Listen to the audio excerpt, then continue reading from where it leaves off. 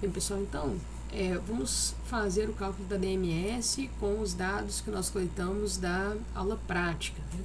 Lembrando que na aula prática, o Igor e o Carlos realizaram 10 saltos verticais após o aquecimento, com o objetivo de servir para que a gente estabeleça, a partir desses 10 saltos de cada um, qual é a diferença mínima significativa para o desempenho de saltos de cada um deles. O que é a diferença mínima significativa? É o valor mínimo de variação que a gente pode considerar, né, a partir do qual o valor obtido pode ser considerado estatisticamente diferente em relação à média. Ou seja, um valor, né, dentro da variação mínima e da variação máxima em relação à média, a gente considera um valor ainda similar à média, né? E qualquer valor fora desse intervalo, nós consideramos então que é um valor estatisticamente diferente em relação à média. Vamos calcular aqui que vai ficar um pouco mais fácil a compreensão, né? Então, tivemos 10 saltos de cada um, aqui os saltos do Igor, aqui os saltos do Carlos.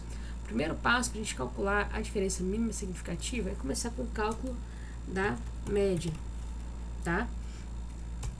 Então, vou calcular aqui a média pelo próprio Excel. Essa é a média para o Igor, aqui a média para o Carlos. Vejam que eles tiveram um desempenho médio muito parecido, 40,87, 40,65. Depois nós vamos calcular, então esse aqui é o valor médio, né, tendência central. Agora a gente vai calcular uma medida de dispersão, que é o desvio padrão, tá? O desvio padrão é a distância média que os dados variam em relação à própria média. Vamos calcular o desvio padrão pelo próprio Excel, que é a Desipad. Seleciono os dados.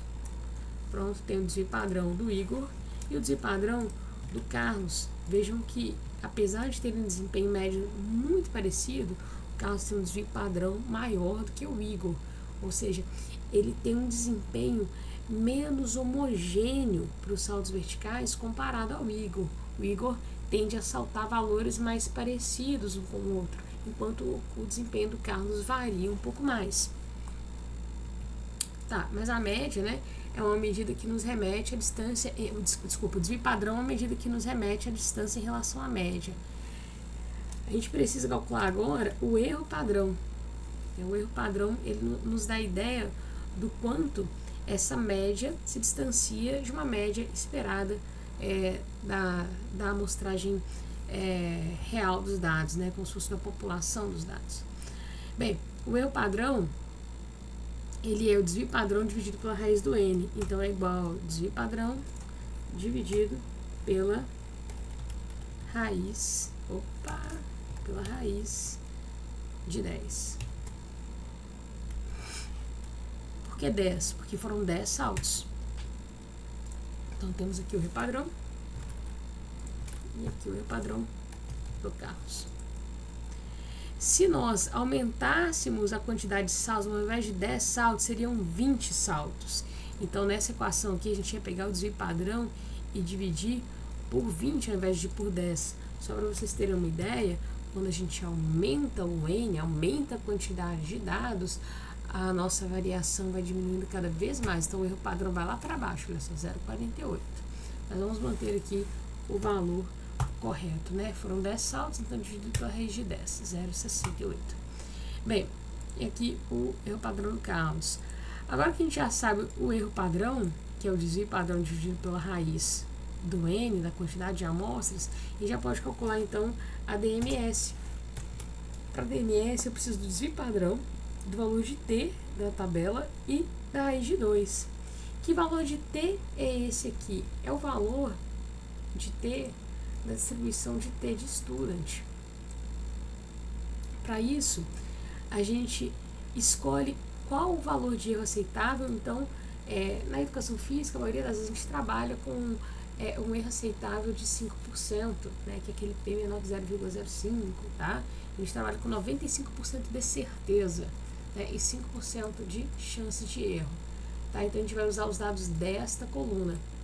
E qual linha nós vamos usar? Bom, A gente vai usar de acordo com os graus de liberdade. Grau de liberdade é sempre o n menos 1, ou seja, a quantidade de dados que eu coletei menos 1. Nós coletamos 10 saltos, então os graus de liberdade são 9. 10 menos 1 dá 9. Então a gente vai usar o valor aqui da linha 9 e da coluna de erro aceitável de 5%. Logo, o valor de t que nós vamos usar é de 2,2622. Eu vou anotar aqui para não esquecer. O valor de t é igual a 2,2622. Agora, é só inserir a equação. Então, DMS é igual a erro padrão vezes o valor de t da tabela vezes raiz de 2. Pronto. Essa aqui é a variação em centímetros para mais ou para menos que o Igor varia. Agora vamos ver para o Carlos, aqui é o E13. Para o Carlos é de 3,47 centímetros. Então vejam que como o Carlos já vinha com uma dispersão maior no desvio padrão, no erro padrão, a tendência é que a DMS também tenha um valor maior, tá? Isso quer dizer que a faixa de variação de desempenho do Carlos vai ser uma faixa maior para que a gente possa considerar uma diferença significativa no desempenho do Carlos. Ele vai precisar fugir de uma faixa maior de variação dos dados, né? Que faixa é essa? Então a gente calcula agora o valor limite inferior e o valor limite superior. O valor limite inferior é a média menos a DMS. Isso aqui é o valor que a gente considera mínimo significativo, né, de variação. Então, a média de variação em relação à média, né? Então, a média menos esse valor aqui é o valor limite inferior. Então, qualquer desempenho de saldos para baixo de 38,68, nós consideramos, então, um valor estatisticamente diferente do desempenho médio. O valor limite superior vai ser a média mais a DMS. Então, se o Igor chega um dia e salta, por exemplo, 42 centímetros, com a média dele sendo 40,87, nós podemos considerar que ele saltou, né, que ele teve um desempenho significativamente maior do que a média? Não, porque ainda está abaixo, 42 centímetros ainda está abaixo do valor limite superior, da média mais a DMS. A gente consideraria um desempenho dentro do esperado para o seu desempenho médio. Vou fazer o cálculo para o Carlos, né? Então a gente vai pegar aqui o valor limite inferior, a média menos a DMS, e o valor limite superior igual a média mais a DMS. E temos aqui o intervalo de dados para o Carlos, né? Então veja que aqui a gente vai variar de 37 a 44 centímetros. E para o Igor de 38 a 43, deu né, quase 1 centímetro de diferença aí para baixo e para cima, para o intervalo de dados dos dois. E na própria aula prática a gente acabou fazendo o quê? Depois do treino de corrida do Igor, de um treino contínuo, né? E depois do treino de sprints do Carlos, foi um treino de máxima intensidade, nós pedimos para eles repetirem aqui 3 saltos pós-treino. Então nós temos aqui os saltos do Igor, os saltos do Carlos. Vamos ver aqui na média, calcular a média aqui de novo, tá? Igual a média desses 3 saltos.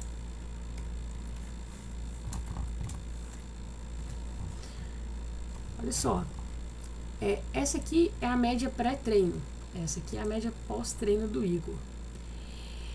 Nós podemos falar que o desempenho do Igor reduziu significativamente em relação ao seu desempenho pré-treino? Não, nós não podemos falar isso. Por quê? Porque esse valor de 39,8 centímetros está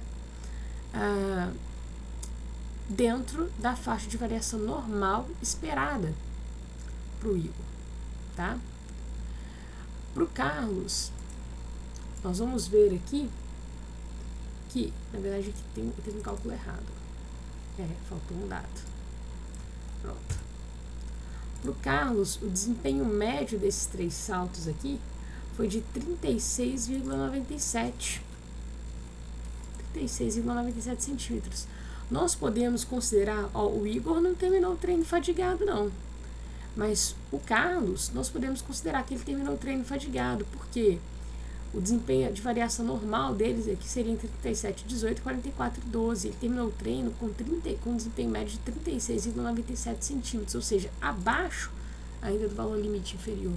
Então, nós podemos, com 95% de certeza, afirmar que o treino de sprints provocou uma redução no desempenho de força explosiva do Carlos, enquanto o treino de corrida não modificou o desempenho de força explosiva do Igor. Para uso pós-treino, nós usamos aqui só para ter uma aplicação rápida ali para a nossa aula prática, mas o ideal é que a gente faça essa variação de saltos aqui, por exemplo, de qualquer outra medida que vocês obtiverem e calcularem a DMS, a gente faça isso aqui antes de um próximo treino, por exemplo, para ver se o atleta já está recuperado do treino anterior, né, ou não, se ele não está recuperado do treino anterior, tá? Bem, além dos cálculos aqui, de gravar esse vídeo para explicar para vocês como que são os cálculos, né, que nós fizemos aqui agora, para dar uma analisada nesses dados, eu fiz aqui uma representação gráfica, para vocês darem uma olhada. Então, esses aqui são dados, esses mesmos dados, tá? Do Carlos e do Igor, só que eu coloquei esses dados num gráfico de dispersão.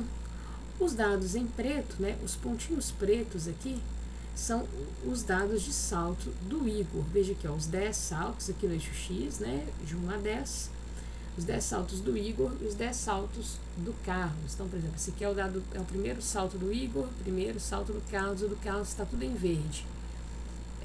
O segundo salto do Igor e do Carlos foram muito parecidos, tá um em cima do outro.